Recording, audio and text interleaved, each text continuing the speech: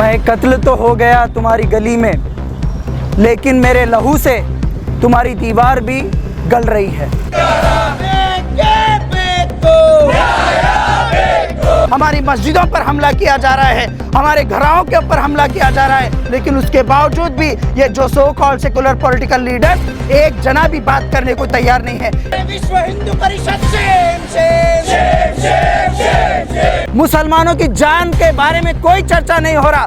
वही मुसलमान जो इस देश के लिए, आजादी के लिए अपनी जान दिए हैं। नरेंद्र मोदी शर्म करो, शर्म करो, शर्म करो। अगर यहाँ पर मुसलमानों के साथ जो नाइंसाफी हो रही है, क्रिश्चियनों के साथ जो नाइंसाफी हो रही है, आदिवासियों के साथ जो नाइंसाफी हो रही है, अगर इसके लिए खामोश बैठेंगे तो ये देश को बचाने वाला कोई नहीं रहेगा। अरे RSS Shem Shem Shem Shem Shem Shem. RPF officer है, उसको बता रहे हैं ये पागल था, ये मेंटली डिसेबल्ड था। बाबा अगर मेंटली डिसेबल्ड था तो पुलिस की ड्यूटी में 12 साल क्या कर रहा था? छक मार रहा था क्या? अरे Bajrang Dal Shem Shem Shem Shem Shem Shem. तुम पर आरएसएस और संघ परिवार अटैक करता है, तुम पर वहां पर जानलेवा हमला करता है। एज पर कॉन्स्टिट्यूशन आपको परमिशन देता है, आप सेल्फ डिफेंस करना है। अरे Amit Shah Shem Shem Shem Shem Shem Shem. मैं कत्ल तो हो गया तुम्हारी गली में, लेकिन मेरे लहू से तुम्हारी दीवार भी गल रही है। जिस तरीके से लगातार हम देख रहे हैं मुसलमानों पर, दलितों पर, क्रिश्चियनों पर जो लगातार जो हमले हो रहे हैं, मणिपुर के इशू के बारे में सब पूरी दुनिया जानती है और पूरा पार्लियामेंट जानता है, पूरा अपोजिशन पॉलिटिकल पार्टी इसके बारे में बात कर रहा है। इवन मीडिया भी, जो गोदी मीडिया जिसको हम कहते हैं, वो भी अब बात करना शुरू कर चुके हैं। लेकिन जो हरियाणा के अंदर जो लगातार वहाँ पर मुसलमानों की दुकानों को, मकानों को, उनके प्रॉपर्टी को, कारोबार को, मस्जिदों को जो हमला किया जा रहा है, जो जलाया जा रहा है, वहाँ पर एक इमाम को, 19 साल के इमाम को वहाँ पर मार दिया गया पुलिस के सामने। पुलिस वहाँ पर खड़ी हुई थी, उसके सामने वहाँ पर एक इमाम को मारा गया। अब तक 5 लोगों की डेथ हुई है और सैकड़ों लोग आज भी हॉस्पिटल में जख्मी पड़े हुए हैं। ये सब चीज़ें पुलिस के सामने हो रहा है। सरकार आंख खोल कर देख रही है, सरकार के नाक के नीचे हो रहा है ये सब कुछ हरियाणा के अंदर। उसके बाद जो आरपीएफ का ऑफिसर ट्रेन के अंदर जिस तरीके से वहाँ पर मुसलमान को ढूंढकर उनकी दाढ़ी और टोपी के नाम पर उनका नाम पूछकर उनको गोली मारता है, तो ये कितनी शर्म की बात है, कितनी शर्म की बात है। पार्लियामेंट में इसके बारे में चर्चा नहीं हो रहा, मुसलमानों की जान के बारे में कोई चर्चा नहीं हो रहा। वही मुसलमान जो इस देश के लिए, आज़ादी के लिए अपनी जान दिए हैं, इस देश के लिए सब कुछ दिए हैं, सब कुछ देने के बावजूद भी आज भी जिस पार्लियामेंट के अंदर ये बैठकर बात कर रहे हैं, उसी पार्लियामेंट के अंदर मुसलमानों के बारे में चर्चा नहीं किया जा रहा। तो हमें सोचना है इस बात को, ये हिंदुस्तान किस तरफ जा रहा है, भारत देश किस तरफ जा रहा है।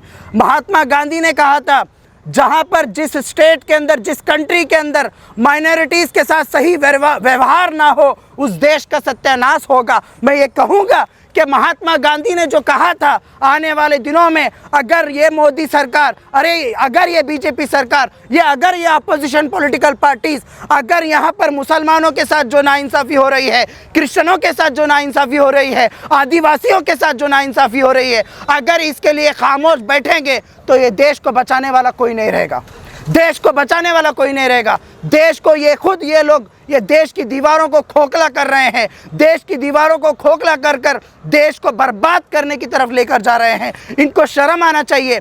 मैं यहाँ पर कहना चाहता हूँ कि आज opposition political parties, Rahul Gandhi जो मसीहा बने फिर रहे हैं मुसलमानों के, और भी जो अखिलेश यादव, अरविंद केजरीवाल, ये जो कोई भी so called secular political leaders है, अरविंद केजरीवाल के घर से कितनी दूर पर है सेक्टर 57 गुड़गांव, कितनी दूर पर है हरियाणा, कितनी दूर पर है राहुल गांधी के घर से हरियाणा। लेकिन आज तक, अभी तक हरियाणा को ये लोग नहीं गए हैं, गुरुग्राम को ये लोग नहीं गए हैं, मेवात को ये लोग नहीं गए हैं, तो इसका मतलब क्या है? तो मुसलमानों की कोई औकात यहाँ पर नहीं रही, मुसलमानों की कोई वैल्यू नहीं रही। तो मुसलमानों को भी ये समझना है, अपना खुद का प्लेटफॉर्म मजबूत करना है। ये जो so called secular political parties हैं, अगर ये आपके घर के पास आए तो लात मारकर इनको हकालना है। ये हमारे बारे में बात करने वाले लोग नहीं हैं, ये हमारे बारे में लड़ने वाले लोग भी नहीं हैं। आज क्या होना था, अगर हमारी एक भी अगर जान के ऊपर हमला होता तो पूरा पार्लियामेंट ये लोग उठाकर खड़ा हो जाना चाहिए था। लेकिन आज सैकड़ों लोग हमारी जान जा रही है, हमारी मस्जिदों पर हमला किया जा रहा है, हमारे घरों के ऊपर हमला किया जा रहा है, लेकिन उसके बावजूद भी ये जो so called secular political leaders एक जना भी बात करने को तैयार नहीं है, इवन ट्वीट करने के लिए भी तैयार नहीं है। हमें ये सोचना ज़रूरी है।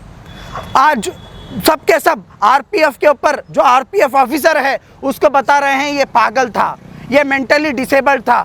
बाबा अगर मेंटली डिसेबल्ड था तो पुलिस की ड्यूटी में 12 साल क्या कर रहा था? झक मार रहा था क्या? 12 साल पुलिस में क्या कर रहा था? 12 साल वहां पर रहकर उसने आरपीएफ की ड्यूटी की, लोकल पुलिस स्टेशन में काम किया। वो तमाम चीज़ें करने के बाद आज मीडिया में कहा जाता है कि वो मेंटली डिसेबल्ड था। अगर वही चीज़, बंदूक भी चलाने आता उसको, मेंटली डिसेबल्ड है लेकिन बंदूक भी चलाता और नाम पूछ कर गोली मारता, और उसके साथ साथ एक आदिवासी कांस्टेबल जो उन मुसलमानों की जान बचाने के लिए आगे आया, उसको भी गोली मार रहा, उसको भी गोली मार रहा। मैं यहाँ पर कहना चाहता हूँ तमाम आदिवासियों को, क्रिश्चियनों को, दलितों को, मुसलमानों को, अगर तुम पर आरएसएस और संघ परिवार अटैक करता है, तुम पर वहाँ पर जानलेवा हमला करता है, एज पर कॉन्स्टिट्यूशन आपको परमिशन देता है, आप सेल्फ डिफेंस करना है, आप रोकना है। आप जितने भी लोग, अगर ट्रेन में हमला हो तो ट्रेन में जितने भी पैसेंजर्स है वो उस हमले को रोकना है, डरना नहीं है। मरना तो एक दिन है ही है। तो मैं यही कहना चाहूँगा, social democratic party of India इसको कड़े अल्फाज में मजम्मत करती है और आवाम से गुजारिश करती है, अगर आप इसके खिलाफ आवाज़ नहीं उठाएंगे अपने अपने प्लेटफॉर्म के ज़रिए से, तो ये ऐसे ही होता रहेगा। हमें इसको समझना बहुत ज़रूरी है। Social democratic party of India पूरे रियासत भर में बीजेपी सरकार और संघ परिवार जो कम्युनल पॉलिटिक्स और हेट पॉलिटिक्स की जो बीज डाली है, आज उसका नतीजा हम देख रहे हैं कि पूरे देश भर में ये आग लग चुकी है। इसकी वजह से मणिपुर में नस्लकुशी हो रही है क्रिश्चियनों की, हरियाणा में कम्युनल राइट्स होता जा रहा है, एडमिनिस्ट्रेटिव ऑफिसर्स, आरपीएफ ऑफिसर्स, कुछ पुलिस ऑफिसर्स, यहाँ तक कि उनके जहन में भी ये कम्युनल का जो कीड़ा है ऐसा पनप रहा है कि ड्यूटी में भी होकर वो कम्युनल हेट पॉलिटिक्स से काम करते जा रहे हैं। 100 साल पहले संघ परिवार जो ये बीज डाली थी, उसका आज हम नतीजा देख रहे हैं कि पूरे देश में ये आग लग चुकी है। आज हेगड़ेवार, गोलवारकर, उनका जो सपना था कि ये देश हिंदू और मुस्लिम में डिवाइड हो, हिंदू और मुस्लिम एक दूसरे से नफरत करें, उनके जो सपना था आज वो पूरा होते दिखाई दे रहा है। उन्होंने जो अपनी आइडियोलॉजी है और अपने राइटिंग्स में लिखा है कि अंग्रेज़ हमारे दुश्मन नहीं, इंडिया के मुसलमान, इंडिया के क्रिश्चियन हिंदुओं के दुश्मन हैं, वो 100 साल पहले कहते थे। और उनको मानने वाले लोग आज सियासत में आकर उनका जो ख्वाब है वो पूरा करते आ रहे हैं। और ये जो फैसिज़म की जो आइडियोलॉजी है, चाहे वो जर्मनी की नाजी हो, हिटलर की नाजिज़म हो, या मुसोलिनी की इटाली की जो फैसिज़म हो, ये लोग क्या करते हैं, एक फेक एनिमी को तैयार करते हैं ताकि अपन इख्तिदार में आने के लिए, अपन सियासी ताकत हासिल करने के लिए एक फेक एनिमी को तैयार कर अपने कल्चर को आला कल्चर बताते हैं, अपनी नस्ल को आला बताते हैं और सामने वाले को दुश्मन और एक ऐसा एक दहशतगर्द बताते हैं ताकि ये लोग उनसे नफ़रत करें और अपन तख्त हासिल करें। ये तो फैसिज़म की जो आइडियोलॉजी है, हिटलर यही आइडियोलॉजी को लेकर जर्मनी में चला, मुसोलिनी इटली में चला, और वही आइडियोलॉजी को फॉलो करने वाले संघ परिवार और बीजेपी के जो लोग हैं आज वो उसी को इंडिया में दाखिल ला चुके हैं। और उसी का परिणाम देखते हैं कि पूरे देश भर में इसी तरह के घटनाएं हर जगह आम हो चुके हैं। कर्नाटक में भी कम्युनल के जो इंसिडेंट्स हैं दिन पे दिन बढ़ते आ रहे हैं। मंगलूर में परसों एक पुलिस वाले अपनी फैमिली के साथ, बीवी और अपनी बहन के साथ जा रहा है तो उसके ऊपर मॉरल पुलिसिंग हुई। एक पुलिस भी आज इन कम्युनल जो गुंडे हैं, अपने आप को जो देशभक्त कहते हैं, अपने आप को राष्ट्रभक्त कहते हैं, ये फ्री हैंड हो चुके हैं, पुलिस तक को नहीं छोड़े। 2 दिन पहले जर्नलिस्ट के ऊपर भी हमला करे हैं नैतिक पुलिसगिरी के नाम पर। तो इस तरह के जो घटनाएं हैं पूरे देश भर में हो रहे हैं।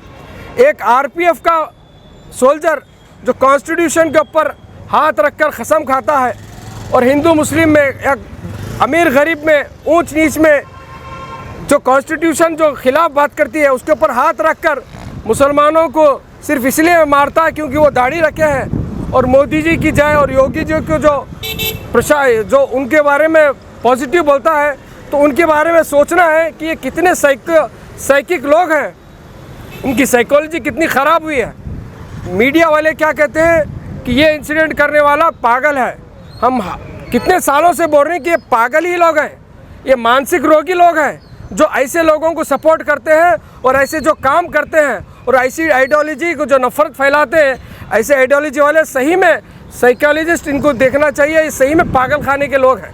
हम अब से नहीं, कब से, बहुत पहले से बोल रहे हैं। तो social democratic party of India इस तरह के जितने भी घटनाएं हो रहे हैं, मणिपुर में देखिए 4 महीने से एक नस्ल को, सिर्फ वो क्रिश्चियन है क्योंकि वो आदिवासी हैं बोलकर उनको 4 महीने से उनके ऊपर एक स्टेट स्पॉन्सर्ड उनके ऊपर टेररिज्म होते जा रहा है।